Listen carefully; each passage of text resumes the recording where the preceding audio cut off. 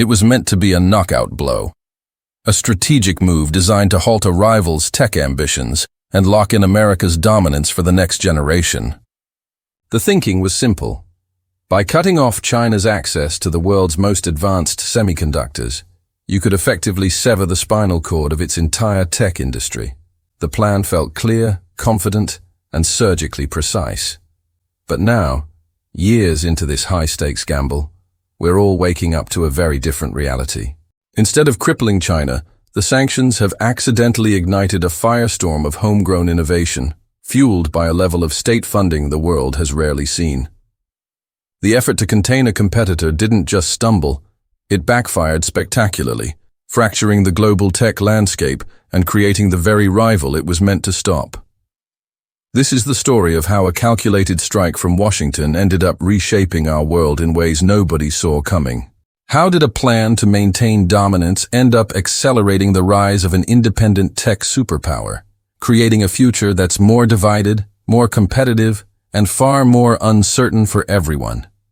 To really get why this backfired so spectacularly, you have to understand the brutal logic behind the original decision. In the 21st century, semiconductors aren't just components, they're the bedrock of modern life. They're the brains inside your phone, your car, the data centers that run the internet, and the advanced guidance systems in military hardware. For decades, the US understood a simple truth. Whoever controls the design and production of these chips controls the future. And for a long time, the global supply chain was this beautifully intricate dance. The United States, with giants like NVIDIA, AMD, and Intel, was the undisputed leader in chip design, the brilliant architects drawing the blueprints. Those designs were then sent to manufacturing powerhouses, mainly TSMC in Taiwan and Samsung in South Korea, who had the almost magical ability to actually make the most advanced chips. Meanwhile, Japan supplied critical materials and specialized equipment, and China played a huge role in assembly, packaging, and testing. It was a delicate, hyper-efficient, and deeply connected system. But that connection was also a weakness. US policymakers saw China's military modernization and its Made in China 2025 plan, a massive push to become a world leader in tech, as a direct threat. The goal was clear: achieve technological supremacy. And the weapon of choice was China's dependence on that global supply chain. Starting around 2022, and ramping up dramatically since, Washington rolled out a series of unprecedented export controls. These weren't clumsy tariffs, they were surgical strikes. The rules targeted the most advanced chips, the ones essential for AI and high-performance computing. They targeted the sophisticated design software that American firms create, which you absolutely need to design a modern chip. And most critically, they targeted the complex manufacturing equipment needed to produce these chips, essentially building a wall around China's semiconductor industry. The message was crystal clear. China could keep making low-end chips for toasters and TVs, but its access to the cutting edge, the tech that would power the next generation of AI, was being cut off. It was a geopolitical chess move, a weaponization of the supply chain designed to put China's ambitions in a permanent chokehold. On paper, it looked foolproof. After all, how could any nation build a high-tech future if it was denied the most basic building blocks? The world watched, expecting China's tech sector to stumble, to falter, to be set back by a decade or more. But what happened next defied every single expectation. Faced with what was essentially a technological death sentence, Beijing didn't just play defense. It launched one of the most aggressive and well-funded counteroffensives in industrial history. The sanctions, meant to be a barrier, instead became a catalyst. The perfect symbol of this fight back is Huawei. Before the sanctions, Huawei was a global titan, a leader in telecom gear, and one of the world's top smartphone makers. When the US put it on the entity list, it was a devastating blow. The company lost access to Google's Android services, crippling its international phone business overnight. It lost access to the advanced chips its own subsidiary designed because its manufacturing partner, TSMC, couldn't make them without using American tech. Most analysts simply wrote Huawei off. Its market share collapsed. But inside China, a different story was playing out. Driven by national pride and a sheer will to survive, the company dug in, pouring billions into research and development and building its own ecosystem from scratch. The first big sign of this comeback was Harmony OS. Stripped of Google's Android, Huawei fast-tracked its own operating system. By 2025, the company launched Harmony OS Next, a version built on its own kernel, completely severing its final ties to the Android codebase. It convinced thousands of Chinese app developers to build for its platform, creating a real third alternative to Apple and Google, at least within China. By 2025, Huawei was staging an incredible comeback, capturing nearly 20% of the Chinese smartphone market to reclaim the #1 spot, a recovery almost no one outside China thought was possible. But the real shockwave came from the chips themselves.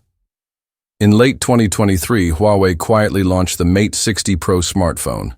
Tech analysts scrambled to tear it down, and what they found was stunning: a 7-nanometer processor made in China by the Chinese foundry SMIC. This was a level of technology that US sanctions were explicitly designed to prevent China from ever reaching. While not quite on par with the absolute cutting edge from TSMC, it was a breakthrough that was years ahead of schedule. It proved that being cut off didn't stop China. It just forced it to find its own way. This survive and innovate mentality became a national mission. Beijing framed the struggle for chip self-sufficiency as a matter of national security.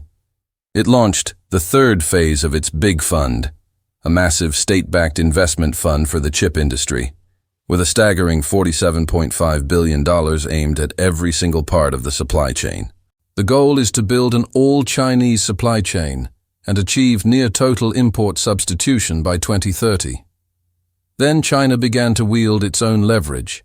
As a dominant producer of critical minerals, it imposed strict export restrictions on gallium and germanium, two materials essential for making semiconductors. This wasn't without precedent. Back in 2010, China cut its rare earth export quotas by 40%, sending prices soaring and triggering a WTO dispute that it ultimately lost. This latest move with gallium and germanium was a clear signal. This tech war was now a two-way street. What was intended as a chokehold had become a national rallying cry. The US had put China's tech industry in a live-or-die environment, and it chose to live. The ultimate irony of the sanctions is that the very action taken to preserve a lead in technology may be the thing that erodes it. The predictable, globalized world of tech is gone. In its place is a fractured landscape, defined by competing blocks, duplicated supply chains, and a new layer of geopolitical risk now priced into every tech company's decisions. This isn't just an abstract idea. It has real-world consequences. Take Samsung and SK Hynix, South Korea's chip giants. They had invested billions in massive factories in China. But under new US rules, they now face a red tape nightmare, with no guarantee of being able to upgrade or expand their Chinese facilities. They are, quite literally, caught in the crossfire. This pressure has sparked a global rush to reshore and diversify. Spurred by the CHIPS Act, the US has seen companies announce over $450 billion in private investment for its own semiconductor manufacturing. Companies like TSMC and Samsung are building huge new plants in Arizona and Texas. But these fabs are incredibly expensive, take years to build, and face their own delays. We're basically trading a super-efficient global system for a more expensive, redundant, and regional one. But perhaps the most profound unintended consequence is the direct hit to the very American companies the policy was meant to protect. China isn't just a competitor, it's a colossal market. By restricting access, US firms have been forced to leave billions of dollars on the table. Look at Nvidia. In 2025, the company reported that due to restrictions on its most advanced AI chips, it had to write off billions in inventory and forgo billions more in sales from the China market. The combined hit was staggering. This forced it into a bizarre situation, designing special, less powerful versions of its best AI chips, just to stay compliant and sell anything in China. That lost revenue isn't just a number on a balance sheet. It's the money that funds the next wave of research and development. The US industry's greatest strength has always been its massive scale, selling to the whole world to fund innovation that keeps it ahead. By walling off the world's largest market, the sanctions risk creating a negative feedback loop. Less revenue means less R&D, which could, ironically, erode the very tech lead the policy was trying to protect. This high-stakes rivalry is redrawing the map of global power and technology, and we're only just beginning to see the effects. These shifts will define the next decade of innovation and economics. If you want to understand the forces reshaping our world, make sure you subscribe and hit the notification bell so you don't miss what's coming next. We started with a simple plan. Use the connected nature of the global semiconductor industry as a weapon to stop a competitor. The logic was sound, the execution precise. But the result was anything but simple. The attempt to choke China's tech sector didn't suffocate it. It acted as a powerful accelerant, forcing the creation of a resilient and increasingly independent tech ecosystem at a pace no one thought possible. The quest to maintain dominance has fractured the global supply chain, creating new costs and uncertainty for everyone. It has hurt the bottom line of Western tech giants, potentially undermining their long-term ability to innovate. We're now living in a splintered world, a world with competing tech standards, parallel supply chains, and deepening divides. The era of a single globalized tech ecosystem is likely over. The goal was to slow down a rival, but the outcome was a fundamental reshaping of the entire game. So what happens when the world's two largest economies are building their futures on completely separate technological foundations? Has the effort to prevent the rise of one superpower inadvertently created a more fragmented and unpredictable world for all of us? Let me know your thoughts in the comments below.